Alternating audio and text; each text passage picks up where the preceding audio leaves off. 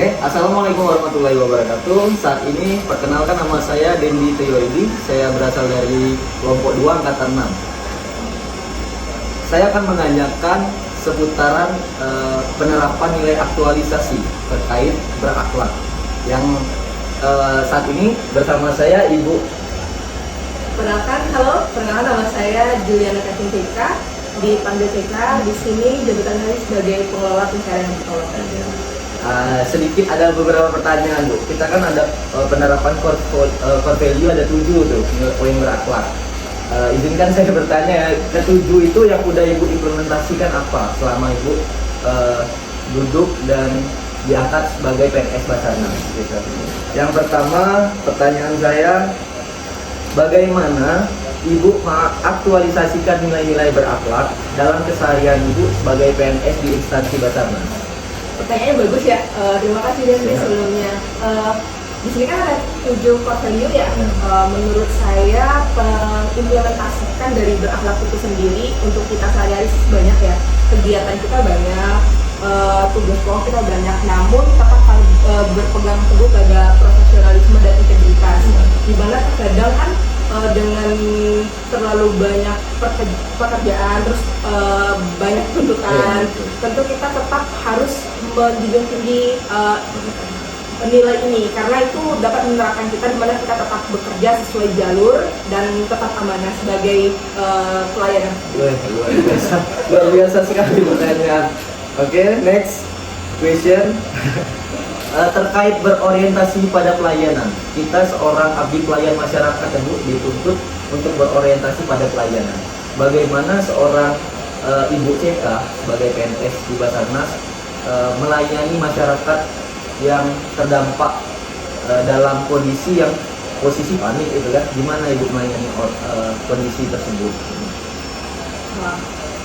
Dalam hal melayani masyarakat, menurut saya tentu pekerjaan kita kan lebih cenderung ke bencana ya, dimana tetap masyarakat tuh pasti panik gitu ya.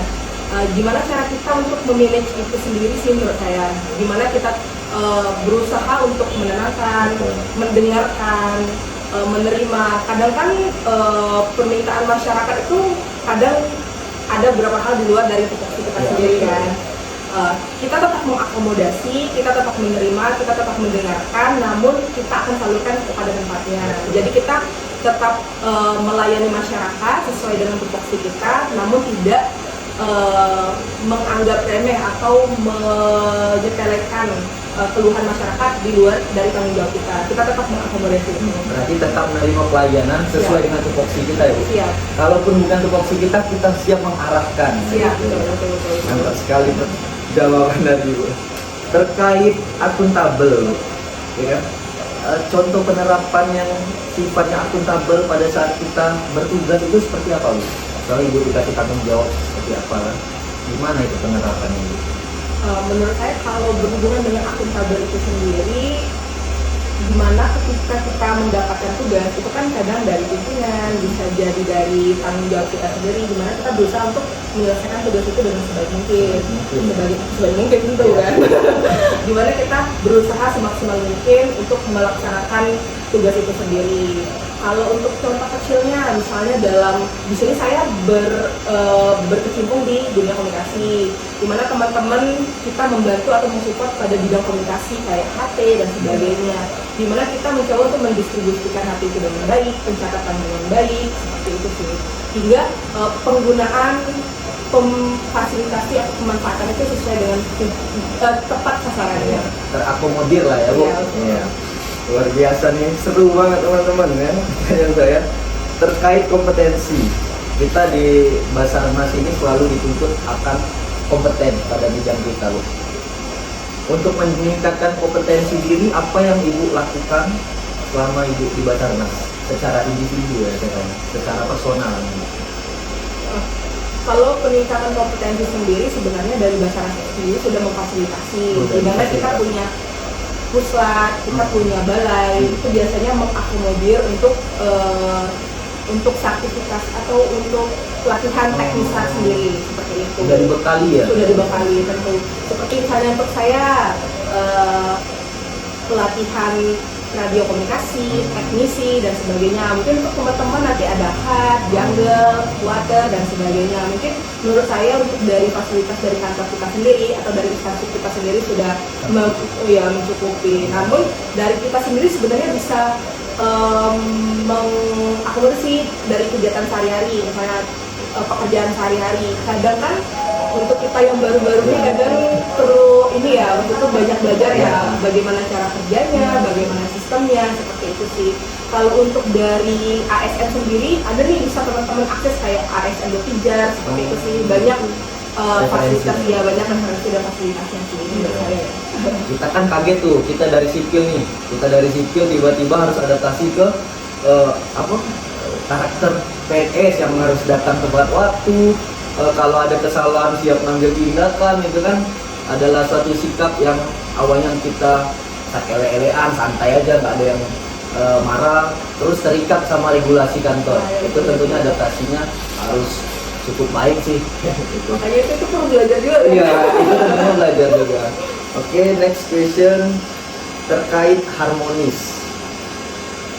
Bagaimana Ibu membangun hubungan kerja yang harmonis di lingkungan kantor?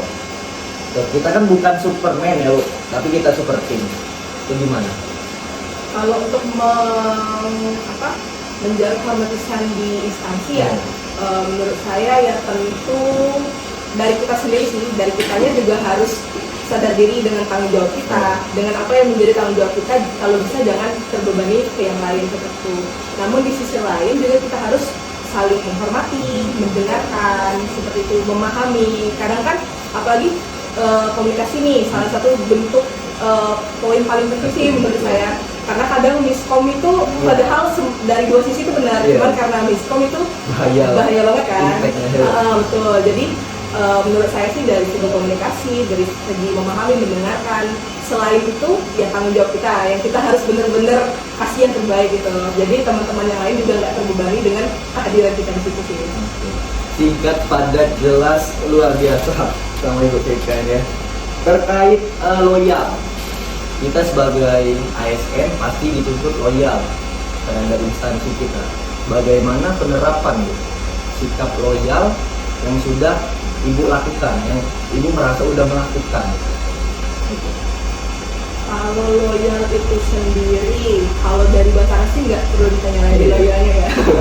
Udah masih loyal. Ya kayaknya teman-teman di sini udah pada loyal. Tapi menurut saya dari loyal itu sendiri sih memberikan yang terbaik sih, memberikan yang terbaik dari apa yang udah diarahkan. Karena kan banyak peraturan atau kebijakan kan yang mengatur kita, di mana kita tetap harus menerima, tapi bukan terkesan pasrah, tapi maksudnya menjalankan dengan sebaik mungkin, kayak gitu. Beradaptasi sama itu sendiri. Intinya setiap ada tugas yang diberikan pada kita kerjain dengan maksimal ya. Oke, poin adaptif yang kata Ibu, kita kan harus adaptasi dimanapun kita berdiri, kita tentunya harus adaptasi. Poin adaptasi ini pandangan Ibu seperti apa sih di lingkungan Basarnas? Di lingkungan internal. Iya, internal. Nah, kalau dari segi adaptasi sendiri sih perlu banget, karena kadang kita tuh bekerja di situasi yang unexpected, kayak sesuatu kan bencana yang kita nggak duga sebelumnya kan. Nah dari situ sih menurut saya kayak gimana kita menempatkan atau memposisikan kita sendiri itu bisa tetap bekerja di situasi yang sebenarnya kita nggak pengen kayak gitu kan. Kalau dari segi komunikasi, misalnya nih masyarakat memaksa kita untuk langsung berangkat, atau misalnya kita harus membantu padahal di situasi yang kita harus tetap on roll ya, kayak peraturannya kita harus jalankan, prosedurnya harus kita buat, harus kita jalankan, dimana kita tetap menerima, mengakomodasi, tapi sesuai dengan role kita sih, dengan tupoksi kita gitu. Jadi kayak, nah kalau untuk yang di internal itu sendiri, dimana kita sebenarnya kan kadang Basarnas itu masih kayak yang banyak pekerjaan yang memang kurang human resources sih menurut saya, kayak masih perlu banyak. Tapi di sini kita bisa memaksimalkan nih teman-teman nih, misalnya kita bisa belajar dari hal itu sih menurut saya. Jadi adaptif itu perlu penting sekali. Udah, kalau boleh tahu Ibu udah berapa lama di Basarnas Bengkulu? Eh, Kantor pencarian tahun ini? Kalau saya sih alhamdulillah mau jalan 5 tahun. Udah 5 tahun ya. Gimana rekan-rekan di kantor pencarian Bengkulu? Sangat welcome. Tentu Sangat welcome ya. pasti. Apalagi kalau saya ini Pak Dendi. Saya kan merantau nih. Oh, jadi anak perantauan iya, ya? anak perantauan. Jadi di sini benar-benar dapat keluarga baru yang mengajarkan, yang mengayomi seperti itu sih. Kalau boleh tahu Ibu dari mana? Perantauan dari mana? Saya asli Palembang. Oh, Palembang. Oh, anak perantauan, saya anak perantauan ya, ya. Luar biasa. Itu kan orang-orang Basarnas wanita tangguh. Ya. Terkait poin terakhir Bu, yang ingin saya tanyakan masalah kolaboratif. Bagaimana kita menjalin kerjasama dengan instansi lain dalam operasi gabungan? Tuh, kan biasanya ada bencana di luar sana kan, kita harus memerlukan bantuan dari pihak eksternal, baik dari TNI, Polri, BPBD, relawan, serta lapisan masyarakat. Gimana Bu kita berkolaborasi untuk menjadi koordinator? Karena Basarnas kan leading sektor kan, nah itu gimana? Kalau dari pelaksanaan operasi ya teman-teman, jadi kalau dari pelaksanaan operasi itu sendiri, kalau untuk masalah kegawat daruratan itu kita lebih sektornya dan kita tetap jadi leadernya, mau apapun instansinya ya kayak gitu. Gimana cara kita berkolaborasi? Sebenarnya kita udah menjalin komunikasi. Kalau Basarnas sendiri kita ada Forkopimda.